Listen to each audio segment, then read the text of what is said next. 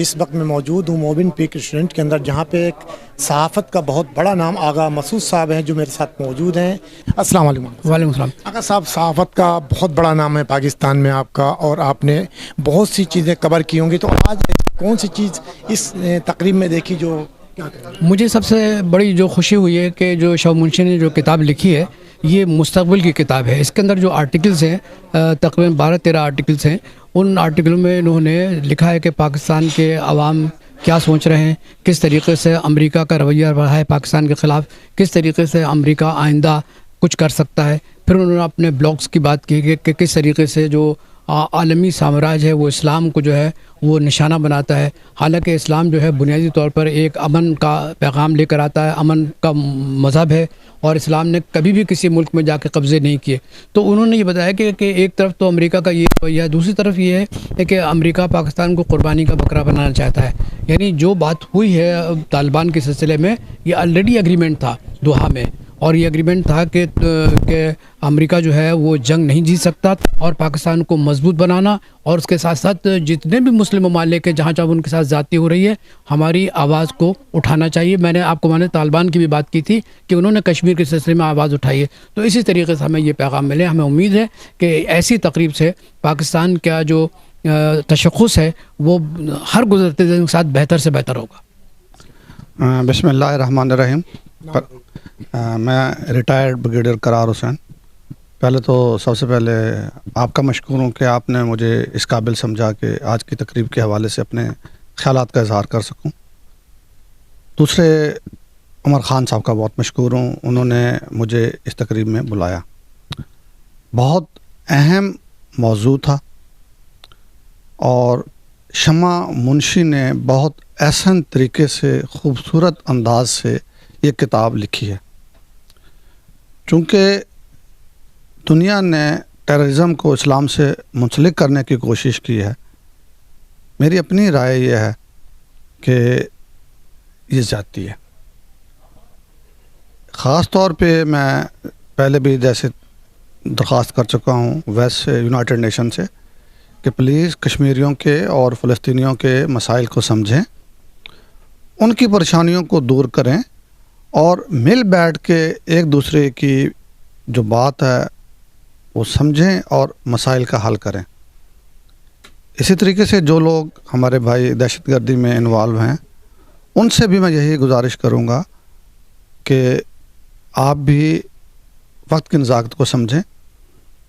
पाकिस्तान को जिस किस्म के मसाइल का सामना है, पाकिस्तान के अंदर भी दुश्मनों की कमी नहीं है, बाहर तो बहुत ज़्यादा दुश्मन इकट्ठे हो गए। ये आपका मुल्क है, पाकिस्तान इस्लाम के नाम पे, अल्लाह के नाम पे बना था। हमारे बुज़ुर्गों ने नारा लगाया था पाकिस्तान का मतलब क्या, ला इलाहा इल्लल्लाह। चूँकि ये मुल्क ला इलाहा इल्लल्लाह का नारा लगा के बनाया गया था, तो तमाम हमारे जितने फ़िरके हैं उनसे भी मैं गुजारिश करूँगा कि फ़िरका बंदी से दूर रहें और इस्लाम की जो असल तालीमात हैं कि अल्लाह ताला की रस्सी को मज़बूती से थाम लो और आपस में तफ़रक़ा ना डालो और उस पर गौर करें और अपने मसाइल को ख़त्म करें और अल्लाह और उसके रसूल के लिए पाकिस्तान की खिदमत करें। पाकिस्तान जिंदाबाद। बिस्मिल्लाहिर्रहमानिर्रहीम। अस्सलाम वालेकुम तमाम देखने वालों को।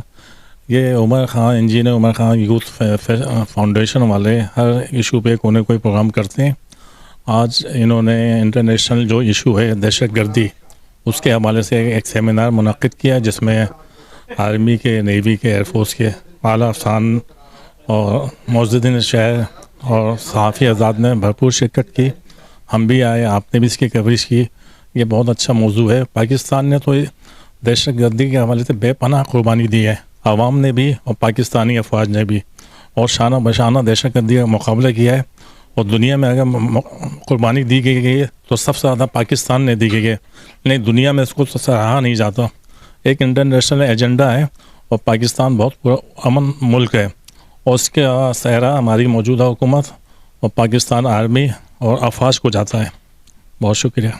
लेकिन सबसे पहले तो मुबारकबाद पेश करता हूँ लिखने वाली शमा मुंशी साहिबा को, जो इन्होंने बहुत ही डिफरेंट टॉपिक पे जो है ये वो टेररिज्म पे ख़ुसूसी तौर पे फोकस किया और एक बुक लिखी जिसको हमारे general chief of army staff general Bajwa साहब ने सराहा।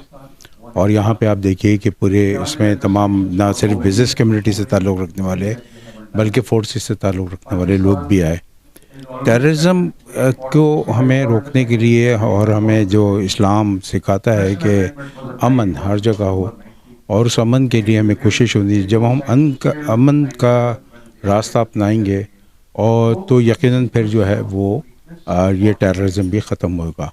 अगर इनके लोगों में जो टेररिस्ट हैं उनके जहनों में ये डालना होगा कि ये जहाद नहीं है, ये जो टेररिज्म है वो एक अलग डिफरेंट चीज़ है। फिर टेररिज्म की मैंने शरह की कि टेररिज्म इकनॉमिक डेवलपमेंट को भी रोकता है।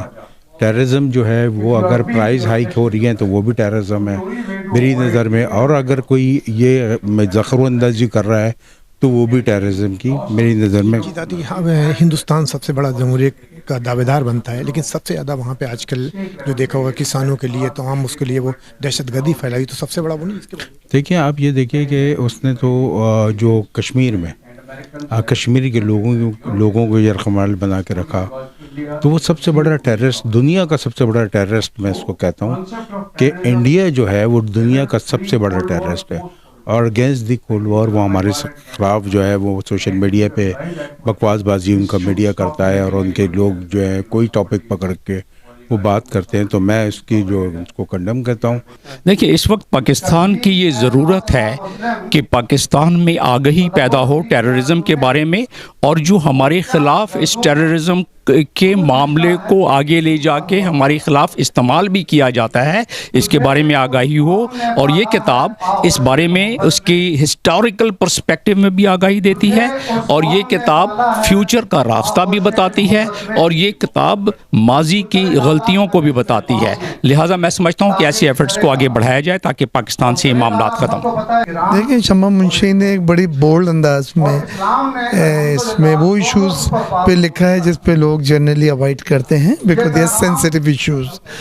इन्होंने अफ़गानिस्तान से अमेरिका की ट्रूप्स की जो विड्रॉवल है उस पर बात की है, सीरिया पे, लबनान पे, लिबिया पे, यमन पे बातें की हैं। और वो रीजन है मुस्लिम उम्मा का जो फाइटर्स हैं और एक प्लानिंग के तहत उनके मुल्क में गड़बड़ करके उनकी सलाहियतों को ख़त्म करके उन्हें मफलूज कर दिया है ताकि इसराइल को हमेशा के लिए तहफ़्फ़ुज़ दिया जा सके। तो ये एक बात हुई यहाँ पे कि टेररिज्म और ये महंगाई के ऊपर पाकिस्तान पीपल्स पार्टी का आपका शदीद काफ़ी लंबा सफ़र है और आज भी आप पाकिस्तान पीपल्स पार्टी से ताल्लुक़ है, तो ये तो हम बचपन से सुनते आ रहे हैं कि महंगाई और दहशतगर्दी है, तो ये कब ख़त्म होगी, कब तक हम शुरू करेंगे? देखिए, जब तक हम माशी तौर पे इंडिपेंडेंट नहीं हो जाते, हम डिपेंड कर रहे होंगे IMF पे, वर्ल्ड बैंक पे, जिनका रिमोट अमेरिका के हाथ में है, तो वो हमारी पॉलिसियों को अपनी तरफ से चेंज कराएंगे।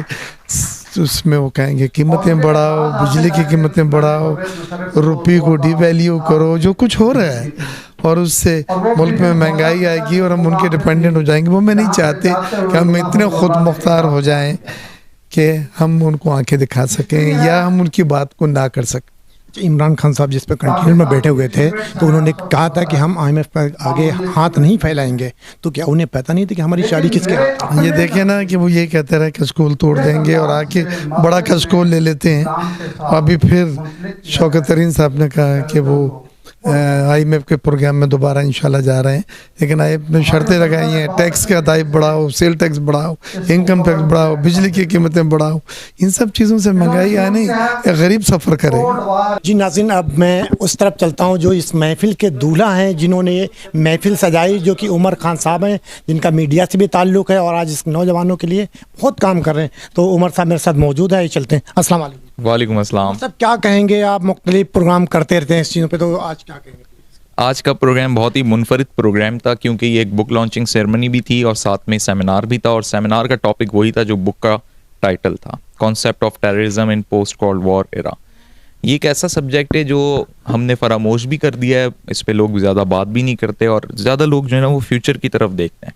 लेकिन इस बुक की ऑथर शमा मुंशी ने इस बात को डिटरमाइन किया, उन्होंने इस बात को रियलाइज़ किया कि हम फ्यूचर के फैसले तभी कर सकते हैं जब हम अपनी हिस्ट्री को सही मायनों में, और ये रीसेंट हिस्ट्री है हमारी, तो इस पर इन्होंने एक बड़ी खूबसूरत बुक लिखी जिसे जनरल कमर जावेद बाजवा साहब ने, चीफ ऑफ आर्मी स्टाफ ने इंडोर्स भी किया हुआ है। तो इस बुक के लिखने पे हमने ये चाहा कि बीइंग अ यूथ ऑर्गेनाइजेशन, हम यूथ को, अपने नौजवानों को इससे वाकिफ़ करवाएं, बताएं। तो आज की इस तकरीब में वो भी इसका पार्ट थे, और जब इसकी पूरी तकरीब रूनुमाई थी तो शहर के मुअज़्ज़िज़ीन को भी बुलाएं।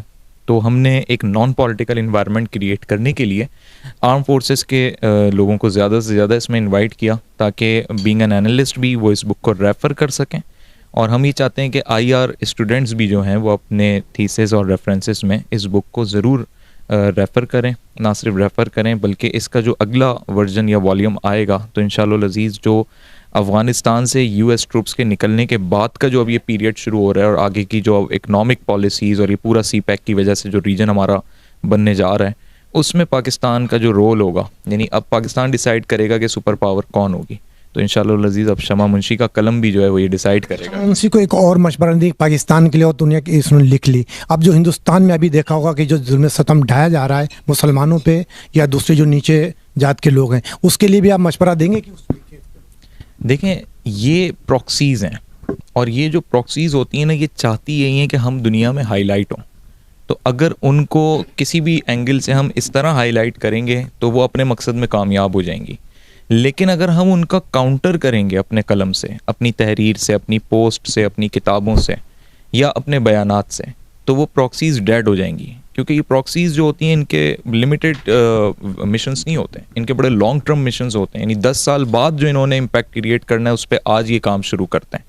तो हिंदुत्व नज़रिए के तहत वो जो लोग काम कर रहे हैं, अगर हम उसको बुरा बेशक कर रहे हैं वो, लेकिन अगर हम उसको एक तहरीर की सूरत में लेकर आते हैं ना, तो उनके मिशंस जो है ना, समझें हम उसमें अपना कंट्रीब्यूशन कर देंगे। लेकिन अगर हम उसे काउंटर इस तरह करें कि वो हिंदुत्व नज़रिए पे काम कर रहे हैं और हम पाकिस्तान के नज़रिए को प्रमोट करें, ना सिर्फ पाकिस्तान बल्कि वर्ल्ड वाइड प्रमोट करें, क्योंकि पाकिस्तान का जो नज़रिया है वो एक ऐसा नज़रिया है जो इंसानियत पर मबनी है। क्योंकि पाकिस्तान का नज़रिया बिल्कुल वाज़े तौर पर ये कहता है कि एक कौम होने के नाते बीइंग अ पाकिस्तानी, जो कायद-ए-आज़म मोहम्मद अली जिन्ना की भी 11 सितंबर 1947 की स्पीच है, उसमें वाज़े है कि पाकिस्तान बनने का मकसद अक़लियतों का तहफ़्फ़ुज़ है। तो जो रियासत अपने अंदर अक़लियतों का तहफ़्फ़ुज़ कायम कर रही है, तो इट मीन्स कि वो दूसरी रियासतों के अंदर भी अक़लियतों के तहफ़्फ़ुज़ के लिए एक बड़ा पॉलिसी पेपर रखती है, उसके पास ये विजन है। तो हम दूसरी रियासतों के लिए भी कारामद साबित हो सकते हैं अगर हमारा नज़रिया उन तक पहुँचे। हाँ, इस पर ज़रूर काम होना चाहिए, और इसी नज़रिए के तहत, इसी विजन आइडियोलॉजी के तहत शमा साहिबा ने स्टेप तो ले लिया है। अब नेक्स्ट स्टेप बनता है उन लोगों का जिन तक ये एड्रेस हो चुकी है चीज़, वो इसमें अपना क्या कंट्रीब्यूशन करते हैं, वो इसमें कैसे शामिल होते हैं, और इस चीज़ को एक बुक से लेके हम एक कोर्स लेवल तक कैसे लेके जाते हैं।